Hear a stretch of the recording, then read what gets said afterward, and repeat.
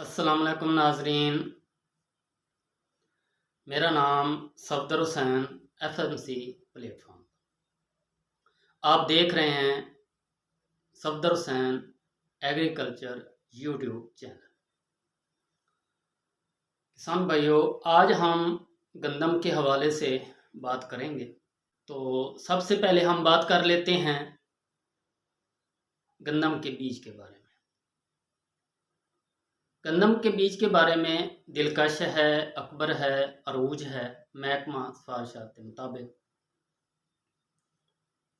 दिलकश का ये रहा है कि दिलकश को अगर हम अगेता बीजें, पिछेता बीजें, दरमियाना बीजें, इसकी जो एवरेज है तकरीबन बराबर रहती है। ये 21-22 की इसकी जनरेट है। तो दिलकश हम फील्ड में जाते हैं, देखते हैं, हमारे पास हमारे फार्मर जो हैं वो हमें व्यूज़ देते हैं। तो दिलकश का जो तना होता है वो ऐसे होता है जैसे मजबूत टांडा हो। तो हम भी रेकमेंडेशन दिलकश की ही देते हैं। अकबर भी अच्छा है, क्योंकि अकबर अगर आप अगेता बीजेंगे तो उसकी एवरेज आएगी, अगर पिछेता बीजेंगे तो एवरेज कम हो जाएगी। अरूज भी ऐसे है। अकबर और अरूज तकरीबन 50 kg इस्तेमाल करते हैं, और दिलकश की ये खासियत भी है कि आप इसमें 40 से 45 kg इस्तेमाल कर सकते हैं। क्योंकि आगे सीज़न गंदम का आने वाला है इस वीडियो में, इसलिए हम आपको ये पहले से आगाह कर रहे हैं। तो आपने करना क्या है कि आपने बीज लेना है, कोई भी ले लें, अकबर, अरूज या दिलकश, इन तीनों में से एक ले लें। बेहतर तो ये है कि आप दिलकश ही लें। तो दिलकश आपने बीज ले लेना है, और उसमें बायर की हुमरे जो है वो जहर लगाना है 100 kg को, एक पे 100 kg। क्योंकि हमारी ज़मीन बीमार है और उसमें बहुत सी फंगस होती हैं। तो जीरिन बीट है और भी इसमें हैं। तो जब गंदम तैयार हो रही होती है तो उसमें बीमारियां ज़ाहिर हो रही होती हैं जड़ की, जिसमें कांगरिया है, करनाल बंट है और भपका है। सीटा ऊपर से थोड़ा सा आपको सफ़ेद नज़र आएगा, वो भपका होगा। और उसके बाद कांगरिया, यानी कि सीटा बिल्कुल ब्लैक हो जाएगा, जैसे ऊपर हल्दी सी आ गई हो। तो उसके बाद क्या होगा, जरासीमी जलसाव है, इससे महफूज हो जाएगा। इसमें आपने ख्याल ये करना है कि जब आपने ज़मीन की तैयारी करनी है तो आप गपशट कर रहे हैं, आप ड्रिल कर रहे हैं, और आप वत्तर हालत में बीज रहे हैं। मेरा तो यही है मशवरा आपको कि आप वत्तर हालत में ही बीजें।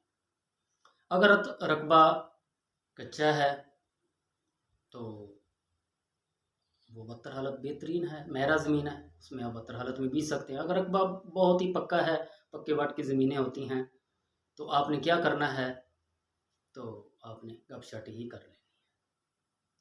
उसके बाद आपने जब ज़मीन तैयारी करनी है तो हम मशवरा देते हैं, आजकल दे रहे हैं, तो आपने बायो ऑर्गेनिक फास्फोरस इस्तेमाल करें।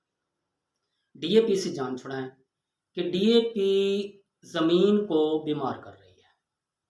बज़ाते खुद वो जरखेज़ करती है, ज़मीन को जरखेज़ी देती है, उसमें एवरेज बढ़ती है। इसलिए हम बायो ऑर्गेनिक फास्फोरस इस्तेमाल करें ज़मीन में। ऑर्गेनिक लाजमी इस्तेमाल करनी चाहिए, मार्केट में बहुत सारी आ चुकी हैं।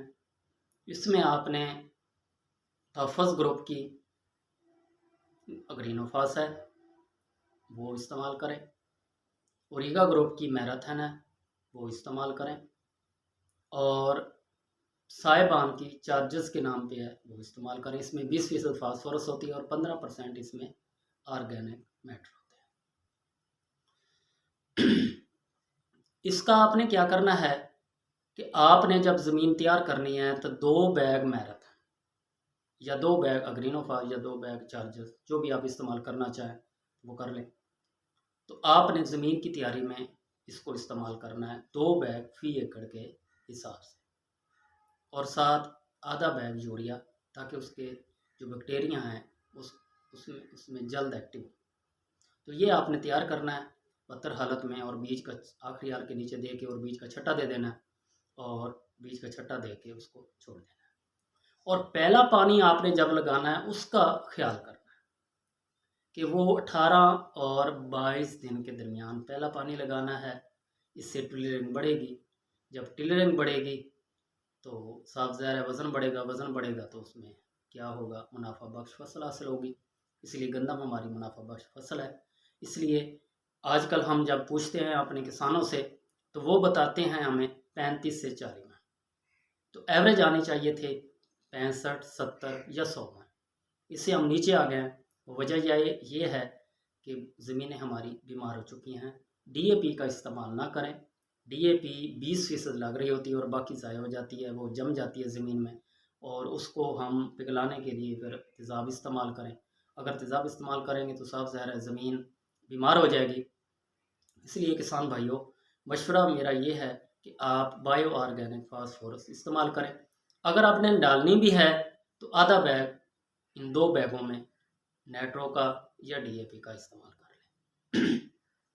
जब आपने ये नीचे डाल दिया और उसके बाद आपने क्या किया, दाने डाले, और उसमें बाज़ ये जहन में रखनी है कि सेहतमंद बीज लेना है। यानी जो हम आपको रिकमेंडेशन दे रहे हैं दिलकश, अकबर और अरूज की, इनमें से एक बीज लेके और होमरे ज़हर का ट्रीटमेंट करके, बीज ट्रीटमेंट करके उसके बाद हम आपको डाल देना है। और जब टिल्लिंग ज़्यादा हो जी उसके बाद उसकी ग्रोथ बढ़ेगी, टिल्लिंग ज़्यादा होगी। उसके बाद अगर है पक्के वट की ज़मीन तो आपने एफएमसी का प्लास का स्प्रे करना है। और प्लास में खासी ये है कि वो गंदम को स्ट्रेस देगा। जब गंदम को स्ट्रेस देगा तो टिल्लिंग बढ़ेगी। तो अल्लाह ताला ने कुरान में फरमाया है कि आप एक दाना बोएं और एक दाने से मैं 7 बालियाँ निकालूंगा, और उसमें 7 बालियों में 100 दाने। तो ये सच है कि अब हम देखते हैं कि 100 दाने और टिलरिंग कितनी है, वो हम खुद अपने मुवाजना करेंगे। वो ये है कि खुराक की कमी होती है, हम खुराक नहीं दे पाते, वक्त के साथ खुराक नहीं देते, पानी नहीं लगाते, या पानी लगाते हैं तो ज़्यादा लगाते हैं, हमें पता नहीं होता, इसलिए वो क्या हो जाती है, एवरेज कम हो जाती है। पहला पानी 18 और 22 दिन के दरमियान आपने लगाना है। उसके बाद जब वो बढ़ रही होगी, पौधा बढ़ रहा होगा और गोब की हालत से थोड़ा सा पहले होगा, तो आपने एफएमसी का स्ट्रक्चर फी एकड़ के हिसाब से फ्लड कर देनी है। और उसके बाद बदतर हालत में आए तो उस वक्त अमीनो एसिड का आपने स्प्रे कर देना है। और साथ क्यूमुलस सल्फ़र जो एफएमसी का वो इस्तेमाल करना है। किसी भी कंपनी का आपने लेना है, डाइमर्सिफाइड लेना है ताकि बुझा हुआ गंदा का तेज़ाब, तो वो आपने इस्तेमाल करना है। और सल्फ़र का काम ये होता है कि वो ज़मीन को मुरबरा करता है, नरम करता है, और जितनी जड़ें होंगी उतने ही टिलरिंग होगी। मैरीन का कहना है कि 3 जड़ें निकलें और एक उसका टिलर बनता है। इससे आप जितनी जड़ें उसमें निकलेंगी और उतनी ही उससे टिलरिंग होगी और उसकी बढ़ोतरी होगी और गंदम की एवरेज ज़्यादा आएगी।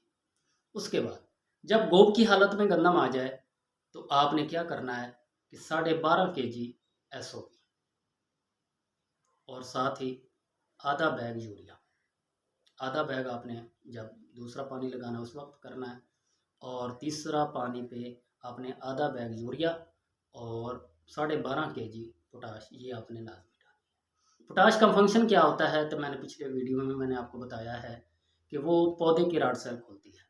जब रेड सेल खोलती है तो पौधे की रेस्पिरेशन ट्रांसपिरेशन का अमल तेज़ हो जाता है। जब पौधे का रेस्पिरेशन ट्रांसपिरेशन अमल तेज़ हो जाता है तो ज़ियाई तलीफ का अमल तेज़ हो जाता है, और जब ज़ियाई तलीफ का अमल तेज़ होगा तो वज़न में यानी ज़्यादती होगी, वज़न बढ़ेगा, या वज़न बढ़ेगा तो साफ ज़ाहिर मुनाफा ज़्यादा होगा। उसके बाद आपने क्या करना है, ये एप्लीकेशन मुकम्मल कर लेनी है। उसके बाद जब सिट्टा बन रहा होगा, दाना बन रहा होगा, उस वक्त हमारे जितने भी किसान भाई हैं, जितने भी दोस्त हैं, वो फास्फोरस नहीं डालते। उस वक्त पौधे को शदीद फास्फोरस की ज़रूरत होती है। तो आप उस वक्त चाहें तो जोरावर डाल लें, स्ट्रक्चर डाल लें।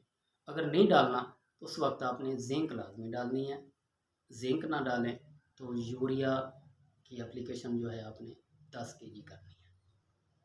जब दाना मुकम्मल बन जाए तो उस वक्त आपने क्या करना है, दाना बन रहा होगा या जब मुकम्मल बन जाए तो उस वक्त आपने कैटालिस्ट की स्प्रे कर देनी है। एफएमसी का ओफर टेक्नोलॉजी है, उसकी स्प्रे कर देनी है। इससे आपकी एप्लीकेशन यानी जितनी भी एप्लीकेशन है गंदम की पूरी हो जाएंगी और एवरेज जो है वो बढ़ेगी। और जब एवरेज बढ़ेगी तो साफ ज़ाहिर है हमारी मुनाफा बहुत ज़्यादा होगा और हमें जो हमने फसल बीजी है और हमारे जो अखराजात हैं वो हमारे पूरे होंगे। इसलिए किसान भाइयों याद रखना कि ये आपने क्या करना है, आपने लाजमी ये एप्लीकेशन कर लेनी है। वस्सलाम।